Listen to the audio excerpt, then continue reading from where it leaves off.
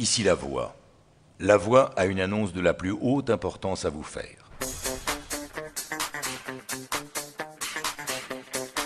C'est tout pour le moment.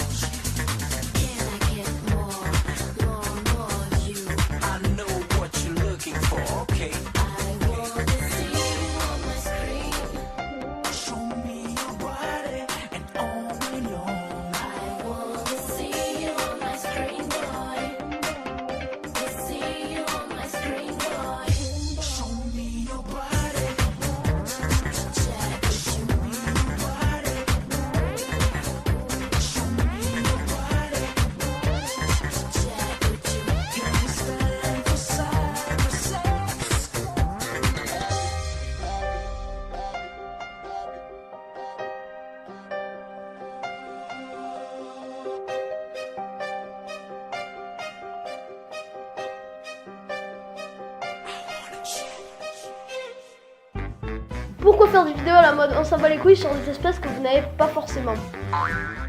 Pourquoi faire des vidéos à la mode on s'en bat les couilles sur des espèces que vous n'avez pas forcément?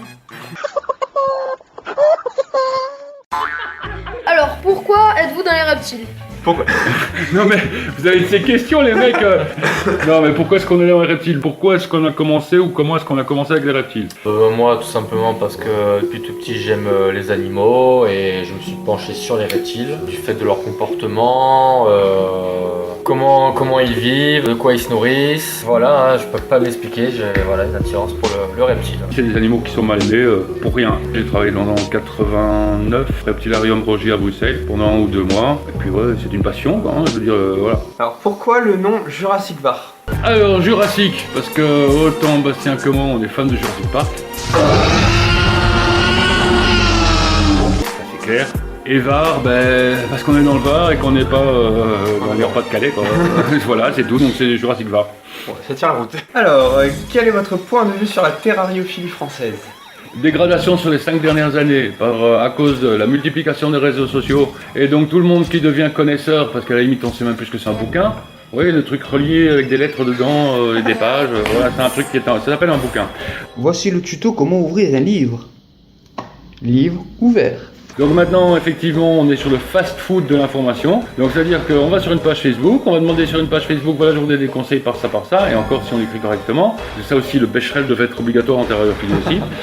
Vous pouvez aussi utiliser le Becherel de l'orthographe. Et donc ça devient du tout et n'importe quoi. Par exemple, on va te poser une question et tu ressens parfois que la question qui est posée sous-entend déjà une réponse qui va être doublée d'une certaine critique. T'en as, ils commencent dans le reptile, ils s'achètent leur premier serpent ou leur premier lézard. Et au bout d'une semaine, ça joue les connaisseurs, je connais tout, ah ouais mais moi fais comme ci, fais comme ça, alors que non, c'est des grosses pipes. Quand quelqu'un n'est pas d'accord avec le point de vue de l'un ou le point de vue de l'autre, il se fait virer d'une page ou d'un groupe aussi. Dégage! Et il va ouvrir sa page ou son groupe à côté, où il va prôner que c'est ça la vérité et que c'est pas celle de l'autre. Et tout ça pour entretenir son propre ego et voilà, et sans même penser au fait qu'on parle quand même d'animaux quoi. Pareil, un truc dérangeant, ils mettent une photo avec de leur reptile. Ah, j'ai mon serpent qui a une boule ou qui a des petits insectes sur lui, qu'est-ce que je dois faire? Non mais je sais pas, dès que tu vois un truc alarmant, au lieu de poster une putain de photo qu'on a rien à faire. Va chez le veto. Va chez le veto quoi. T'as de plus en plus de personnes qui ont débuté avec ça en ayant l'envie de, et puis qui après un bout de temps, ils vont sur les forums, enfin non les forums ça n'existe plus. Je vous parle d'un temps que les moins de 20 ans ne peuvent pas connaître. Donc ils se font incendier à gauche, à droite, parce que ça aussi.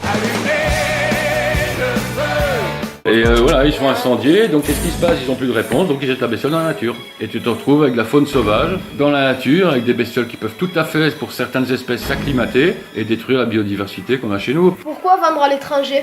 C'est déjà une autre mentalité. Bon après voilà, il y a des bons et des pas bons, comme chez nous, comme en Allemagne, comme en Autriche, comme en Antarctique, où vous voulez. Mais on a moins de problèmes à l'étranger qu'avec les Français, ouais, qui font que se plaindre. Avez-vous déjà vu un mec qui se plaint tout le temps? Généralement, les seules mauvaises expériences qu'on a eues, c'est avec ces Français. On n'a jamais eu, ou alors une fois sur 10 peut-être, un petit souci avec un éleveur à l'étranger. Mais généralement, on a une suite. Même en Irlande du Nord, on a des gens qui nous renvoient des photos, même encore un an après, des bestioles qu'ils ont acquis en disant on est super heureux. Avec les Français, on l'a rarement. Le français, c'est un gros râleur, il est jamais satisfait. Et le français, il a sa réputation de râleur, même à l'étranger. Ah non mais oh, les gars, faut pas déconner, faut qu'on la garde cette réputation, hein, attention.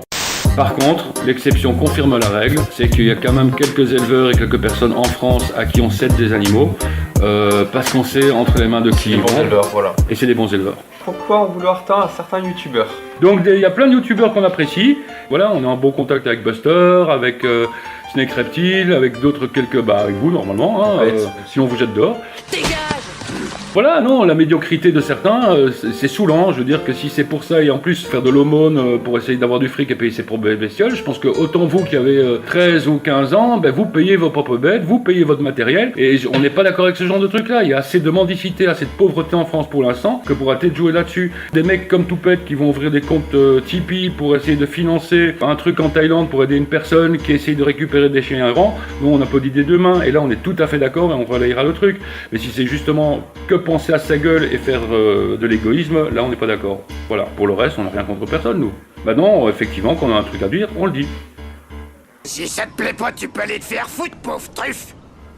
Alors pourquoi nous avons invité nous et pas notre youtubeur terrariophile? Bah tout simplement parce que déjà vous êtes jeune, que c'est pas tous les jours qu'on voit des gens comme vous se lancer dans les chaînes reptiles. Pour compléter ce que dit Bastien, bah, effectivement on préfère donner un coup de pouce à des jeunes. Voilà, les autres ils sont déjà adultes, ils ont déjà de l'expérience derrière eux, ils avancent. Il y en a qui font des trucs super chouettes, Buster, Tanguy, Toupette qui fait des trucs vraiment chouettes. Puis t'en as qui font de la merde, donc on dira pas qui, mais ils se reconnaîtront. Et puis on n'a pas envie que plus tard vous fassiez de la merde non plus quoi. Donc autant qu'on fasse de la prévention dès maintenant, et comme ça évitera de faire de la merde plus tard. Et puis déjà, Jurassic Var on n'invite personne. C'est pas une présentation publique, c'est pas un zoo. Voilà, réponse claire, hein, clairement. J'ai mis le mot merde dedans. Alors, pourquoi élever certaines espèces potentiellement dangereuses? Aucune espèce n'est dangereuse, c'est le comportement humain qui est dangereux. Donc l'espèce elle est venimeuse parce qu'elle est au pistoglyphe. L'animal n'est pas dangereux à partir du moment où le comportement de l'éleveur ne pousse pas. Voilà. Tu respectes l'animal et tu t'alignes en fonction du comportement de l'animal et tu n'imposes pas ton propre comportement à l'animal. On sait que ce sont des espèces venimeuses et on ne les manipule pas, on les tient pas en main. Et voilà, c'est simplement le fait que ce sont des espèces qui sont extrêmement intéressantes à observer en termes d'alimentation, en termes comportementaux. Comment ils utilisent le venin, c'est intéressant, ouais. Voilà, c'est quelque chose qui nous passionne effectivement. Et sur l'opistoglyphe, en tout cas les espèces d'opistoglyphes, il y a très peu d'informations qui sont données dessus. Et généralement en France, on a tendance à banaliser les envenimations par Ophidiens opistoglyphes, ce qui est complètement faux. Et donc c'est l'occasion pour vous aussi en venant ici de prouver que les espèces d'opistoglyphes, il faut faire attention. C'est pas un truc qui se met comme ça. Et même si les espèces sont pas soumises à CDC, c'est pas pour ça qu'elles sont pour autant moins venimeuses. C'est le comportement dangereux de l'être humain ou de l'éleveur qui va provoquer des accidents généralement, et très certainement pas parce que la bestiole a eu, si elle est calme, que tu la fais pas chier, elle n'est pas nécessairement dangereuse. Elle restera toujours venimeuse, mais elle sera pas dangereuse en fonction de notre comportement. Pourquoi élever certaines espèces extrêmement rares en captivité? Bah déjà tout simplement pour se diversifier, pour apprendre à connaître d'autres nouveaux comportements qu'on peut pas observer sur des espèces entre guillemets basiques. Non, vraiment pour se diversifier, développer nos connaissances. Mais on a tous commencé avec des espèces basiques, sauf qu'après un nombre d'années, effectivement tu as envie de t'orienter vers autre chose. Comme a dit Bastien, de se diversifier sur d'autres espèces. Donc on diversifie l'élevage sur d'autres espèces en allant des projets plus à long terme. Sur des espèces qui ne sont pas encore reproduites en France, voire même plus tard des espèces qui ne sont pas encore reproduites en Europe. Quel est le reptile que vous rêvez de maintenir? Alors moi il y en a deux. Donc moi par contre je suis très reptile venimeux. Il y a une espèce en serpent que j'aimerais beaucoup maintenir, pas très courante, c'est du Portidium landsbergi. C'est une petite espèce de crotaénée qui vit en Amérique centrale. Ça ressemble entre du Botrops, donc le fameux fer de lance, et ça ressemble entre de la vipère maudite. Après, c'est en lézard, c'est quasiment introuvable, ça serait Eloderma auridium alvarezi. Voilà, et pour moi, c'est Dreamobus margaritiferus, donc c'est la couleuvre perlée du Costa Rica, c'est une superbe couleuvre. Et pour le reste, on va dire la suivante, voilà. Okay. Que pensez-vous du rack? Donc au tiroir aussi. Ah, les tiroirs. Voilà, pour élever... Très très bien, le tiroir pour des bestioles qui sont fouisseuses, qui ne sont absolument pas arboricoles. Et pour le reste, c'est de la merde. Donc c'est vraiment utile que pour des animaux qui sont fouisseurs, strictement terrestres. Si par exemple, c'est vrai que nous on maintient les Euprepiophis mandarina, on en a 3 qui sont en ce que tu appelles tiroir. C'est suffisant pour eux, ils sont fouisseurs, ça ne grimpe pas. Elles sont tout le temps sous les sphènes, etc. Il y a une grosse couche de sphènes, il y a des cachettes, et c'est plus facile dans ce sens-là. Mais c'est vrai qu'il n'y a que 3 tiroirs sur les 8 d'utiliser, parce que le reste on n'utilise pas. Alors, que pensez-vous des Python Régis phasés? Enfin, avec des mutations. À jeter.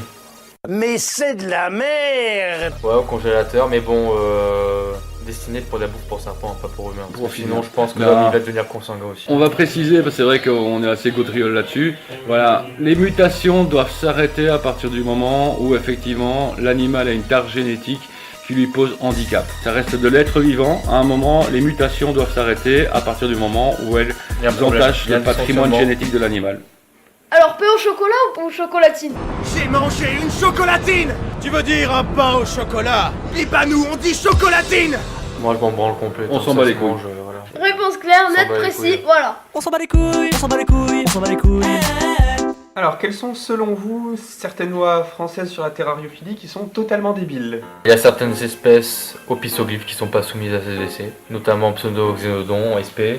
L'iguane, qui n'est pas une espèce Ouais, d'opiste de couleur ou d'ophidien, devrait être soumis à comme ces essais. les téjus, pareil, ça doit être soumis aussi. Parce que c'est quand même des bestioles qui deviennent grandes, les griffures. Morsure très douloureuse. Des fois ça risque que tu finis à l'hosto, des fois pour te faire recoudre.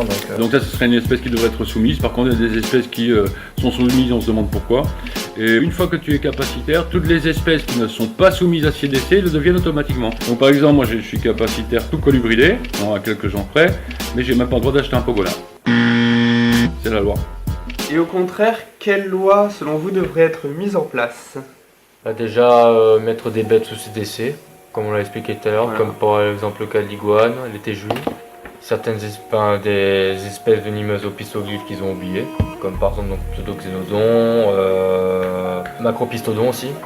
Ah oui, Macropistodon. Ouais, Macropistodon. Moi, c'est mon point de vue pour ça, ouais. Trouver une législation comme par exemple la législation suisse qui est un petit peu rigoureuse, mais remettre un petit peu en France l'animal au cœur du débat et lui donner les bonnes conditions. Et donc effectivement, c'est peut-être se baser un peu plus sur la législation suisse que sur 14 000 législations ici en France où plus personne ne sait rien et où on est complètement paumé. On se perd quoi. On se perd.